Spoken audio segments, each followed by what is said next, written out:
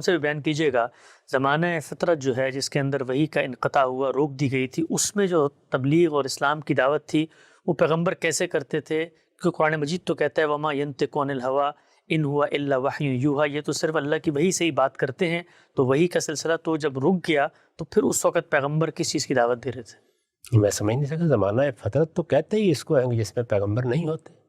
پیغمبر کو کیا دعوت دینی ہے؟ فترہ وحی، دوسرے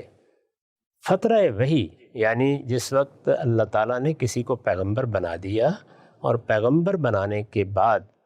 کچھ عرصے کے لیے وحی رک گئی، تو جو اس کے پاس اب تک کلام آ گیا ہے اسی کو وہ پڑھ کے سنائے گا، اس کے تقاضے بتائے گا، اور اگر کسی چیز کے بارے میں کوئی اصولی ہدایت دی گئی ہے تو اس کی پیروی کرے گا۔ جب نئی وحی آئے گی تو کوئی نئی بات کہنی ہوگی نا۔ تو ما ینطق عن الہویٰ کا تعلق تو اصل میں قرآن مجید سے ہے کہ یہ جو کلام، یہ کتاب یہ تمہارے سامنے پیش کی جا رہی ہے، یہ پیغمبر اپنی طرف سے نہیں پیش کر رہے ہیں، یہ کوئی ان کی خواہش نفس کا نتیجہ نہیں ہے، یہ انہوں نے کوئی بنا کے پیش نہیں کر دی، یہ اللہ کی وحی ہے جو وہ تم تک پہنچا رہے ہیں۔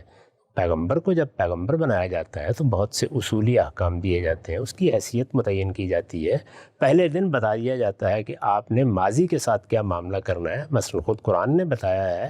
کہ ہمارے پیغمبر کو یہ حکم دیا گیا کہ یہ سب پیغمبروں کی روایت ہے، یہی دین ہے، فبہداہم اقتدے۔ اسی طرح ان کو بتایا گیا کہ آپ کو ملت ابراہیم کی اتباع کرنی ہے، تو یہ ساری چیزیں بتا دی گئی تھی، روزمرہ ان کی تلقین بھی ہوگی، نصیحت بھی ہوگی، سب کام ہوں گے۔ یعنی کیا ہر وقت صرف وہی سنائی جاتی ہے؟ پیغمبر کی اپنی ذاتی شخصیت ہوتی ہے، اس کے لحاظ سے وہ بہت سے احکام بھی دیتے ہیں، ہدایات بھی دیتے ہیں۔ ٹھیک، ہم صاحب اس میں کیا یہ پہلو بھی ہے کہ وہی جو قرآن کی صورت میں نازل ہو رہی تھی اس کا تو چلے انقطاع ہوتا ہے، لیکن پیغمبر کے سامنے جو ملت ابراہیمی کی روایت ہے، سنت کی روایت موجود ہے، نماز ہے، روزہ ہے، زکوٰۃ ہے، حج ہے، سب چیزیں ہیں، تو اس میں براہ راست اللہ تعالیٰ کوئی اور گفتگو بھی اس دوران نہیں کرتے؟ یہ جو فترہ وحی ہوتا ہے یہ صرف قرآن کا نزول روک دیا جاتا ہے؟ یہ تو قرآن کا نزول زیر بحث ہے، اس دوران میں اگر کوئی اور ہدایت اللہ تعالیٰ نے دی ہے تو ہمارے علم میں نہیں ہوتی،